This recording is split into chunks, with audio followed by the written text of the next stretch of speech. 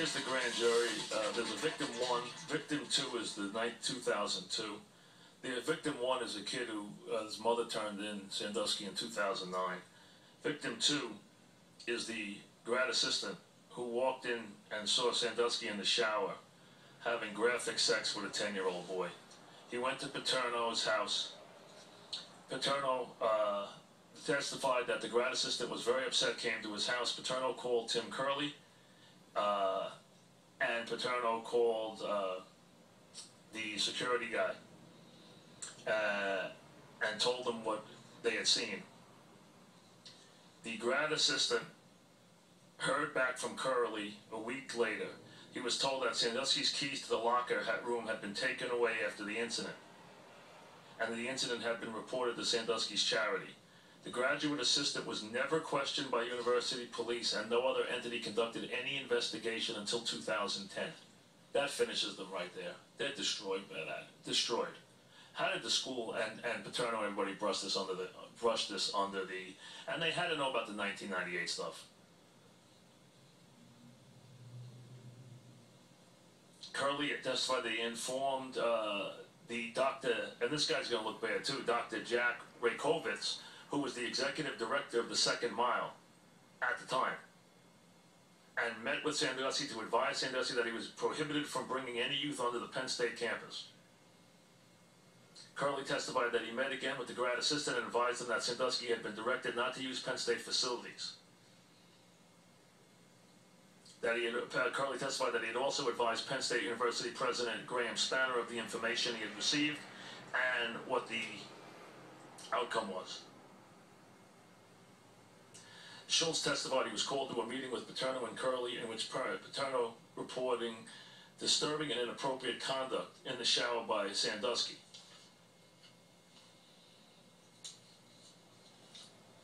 Schultz testified that he and Curley agreed that Sandusky was told not to bring any Second Mile children into the football building, and that Curley had asked the Child Protection Agency to look into the matter. Schultz testified that he knew about an investigation of Sandusky that occurred in 1998, and that the Child Protection Agency had done the investigation. Schultz testified that the 1998 incident was reviewed by university police.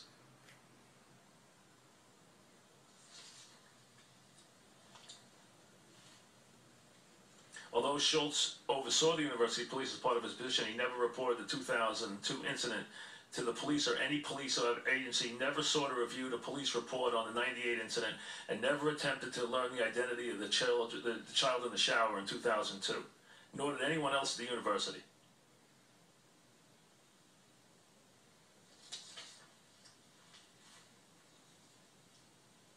Grand jury finds that the testimony of Tim Curley and Gary Schultz is not credible. Sandusky still holds emeritus status with Penn State. In addition to the regular privileges of Professor Emeritus, he had an office and a telephone in the Lash building. The status allowed him access to all recreational facilities, a parking pass for a vehicle, access to a Penn State account for the internet, listing in the faculty directory, faculty discounts at the bookstore, educational privileges for himself and his eligible dependents. These were negotiated in 1999 at his retirement and were never taken away.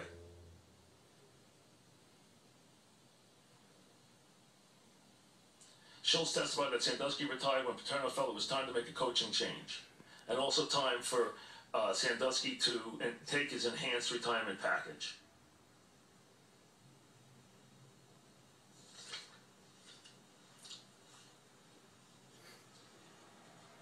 The grand jury concludes the sexual assault of a minor male in 2002 should have been reported to the Pennsylvania Department of Public Welfare and law enforcement officials.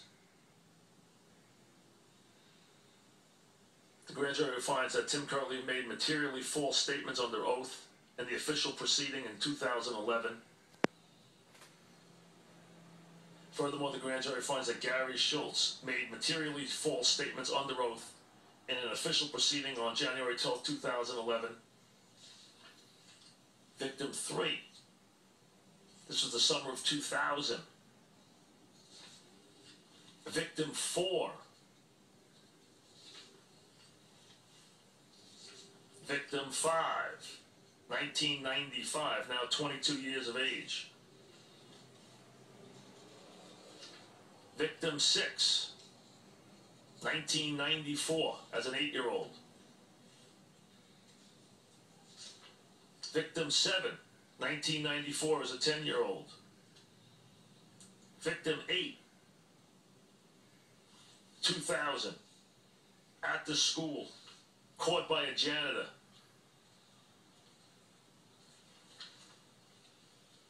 I'll read every word of it tonight so that I get it in full. We await Paterno's explanation. I don't see how anything but his dismissal will be needed. He'll never convince me from what I read here and see here that Paterno didn't know something was up. Never. He obviously knew something was up, but I mean, link the dots. I think he probably knew in '98. That's why he got rid of him. And he let him hang around there.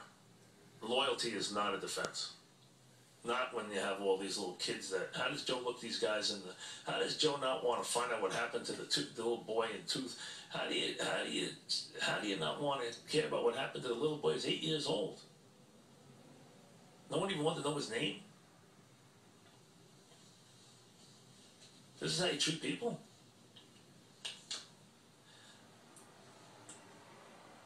Joe should just retire, resign, and say he's sorry. And listen, if he did something that there's a law against, then do something to him too. Because this is outrageous. Outrageous. This is outrageous behavior.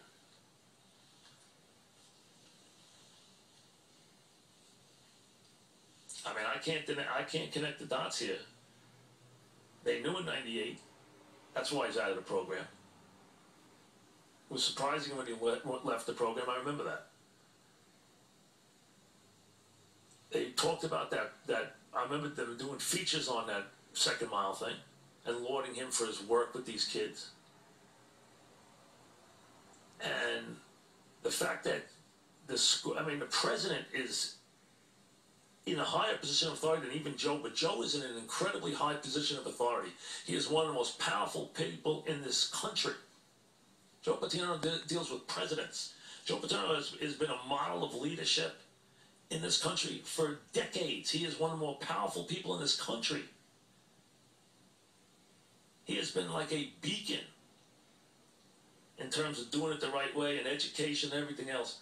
And it's a sham. And loyalty is no defense. Not for this. Not when your friend's a sick human being.